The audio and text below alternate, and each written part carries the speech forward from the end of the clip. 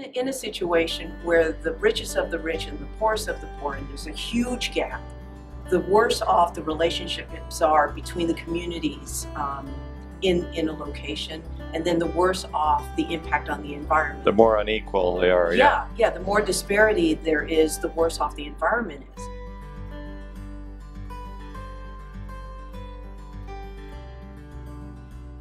Once you have improved communication, the impact on the environment is for the positive. It becomes healthier.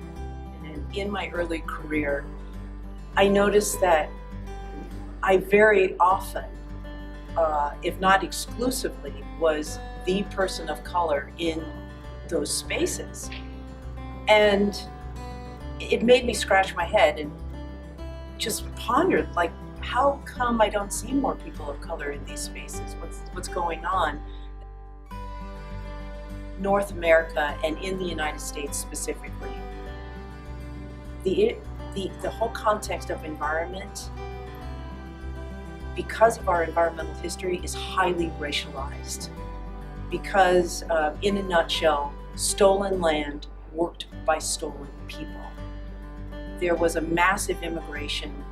Native Americans were displaced from their homelands, and then the disparity was deepened by bringing in slaves, and then the whole legacy of the slave trade. Mm-hmm. And to this day, we live out the legacies of those historical events. What we don't talk about is white people talking about their history and talking about, well, what caused your families to move? What were the circumstances there? And then what were the circumstances of your moving here to this land? And what is your relationship with that land? And what is our interaction with the people who were originally here before us? Mm-hmm. Those kind of discussions have not been normalized. And people have, and if we bring out more of those stories, I think that will bring us closer to our shared humanity.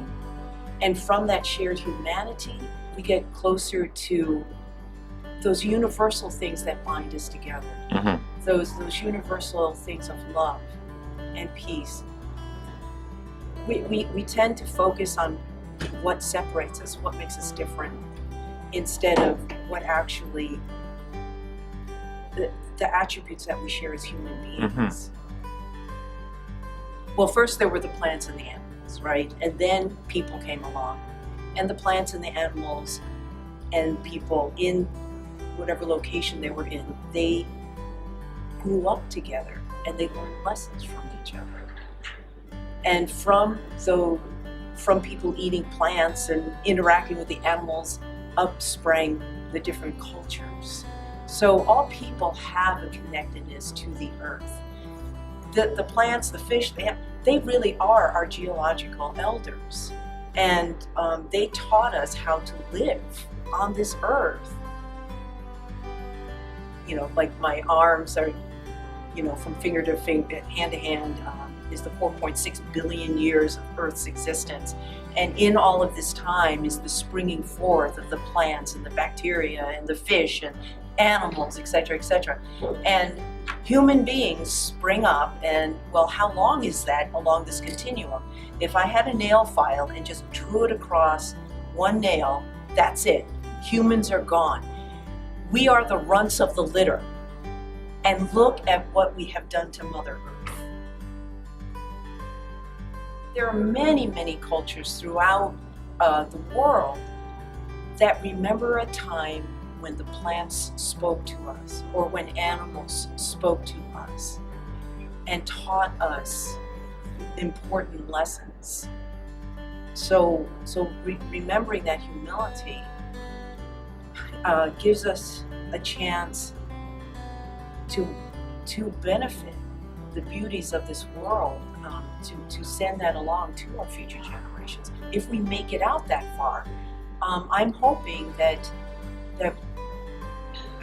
we bring in more of these perspectives sooner than later, and then also for dominant society to talk about their history and normalizing their role in how the world is, that we grow from being this toddler state in our species and grow into a greater maturity.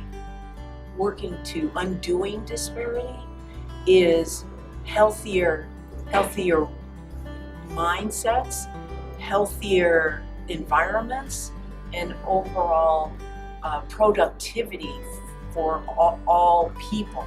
We raise all boats when we work towards equity. Visit greenteacher.com to find links to other videos, webinars, books, and Green Teacher, our quarterly magazine for youth educators. While there, sign up for our free mailing list to learn more about upcoming free webinars and videos.